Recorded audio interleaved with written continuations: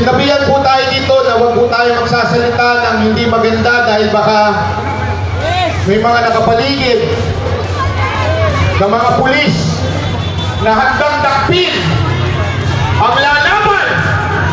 Pero ito lang ang sasabihin ko sa inyo. Kayong mga pulis na naandyan, alam nyo sa puso nyo na mali ang ginawa ni Torre. Alam ninyo na abusado na ang gobyerno ito. Kung hanggang ngayon nagbubulag-bulagan pa kayo, anong tawag sa inyo? Traitor sa bayan na ito. Tandaan nyo mga kababayan, mga pulis, kayo ang kakausapin ko ngayon. Sinasabi nila na hindi applicable yung Article 59. Mali po yun. Bakit? Ginamit nila ang Article 7 para hulihin si Pangulong Duterte. Hindi pa pwede sundin ng isang article, yung isa hindi. Kahit ang Biblia sinabi yan. Tandaan nyo sa James 2 verse 10, basahin nyo. Sundin mo man ang lahat pero may mamiss kang isa. Guilty ka sa lahat. Ang ginawa kay Pangulong Duterte ay labag sa ating batas. Kinidnap nyo ang aming Pangulo. Susubukan ko lang to the international media. This is not about Duterte and Marcos. This is not about America, US, Japan. No! This is about humanity.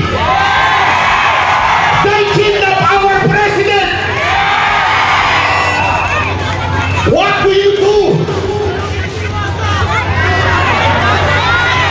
Uulitin ko po, hindi tayo nananawagan dito ng paguluhan, rebellion.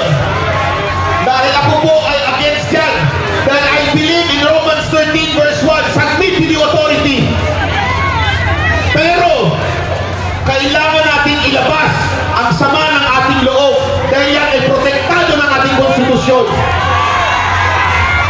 Ito ang ginagawa namin ngayon. Ang aming damdamin ay ilalabas. Dahil mali ang ginawa ng gobyernong ito sa isang Pilipino.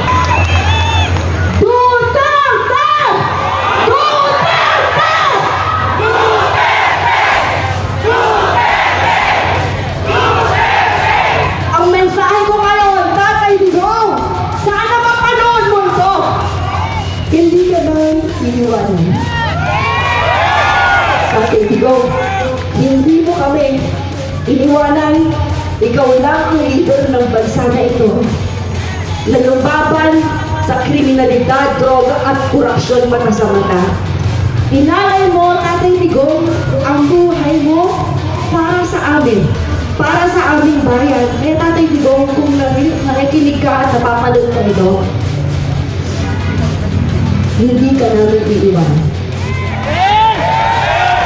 Tatay Digong, kahit nandyan ka, mag-isa sa The Hague, the Netherlands, kasama mo kami. Lagi kang nasa aming panalangin. Tatay Digong, mahal ka namin. Mahal niyo po ba si Tatay Digong?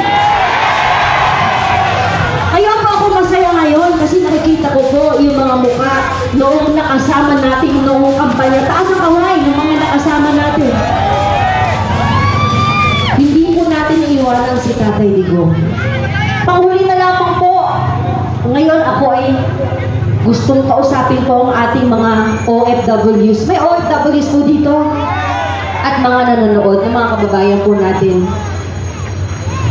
Kung kayo ay naniniwala na may ginawang mabuti si Tatay Digong sa ating bansa, kung kayo ay naniniwala na nawala ang droga, bumagsak ang krimen, at naging mas mapayapa ang ating mga kalsada, naging mas maganda ang takbo ng Pilipinas, ngayon ang panahon para magsalita kayo.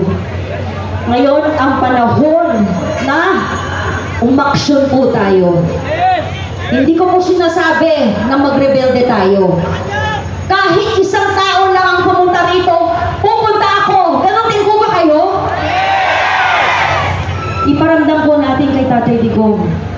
ating pagmamahal at hindi po natin siya iiwanan. Ayun lamang po, maraming salamat po. Iisa lang ang kulang talaga dito eh. Sino? Si Tatay Digong. Kaya, bring back Tatay Digong! Bring PRRD home! Diyos na po ang bahala. Sabi sa Biblia, hindi mo ba? Vengeance is the Lord's. Maraming salamat po. Mabuhay ang Pilipinas!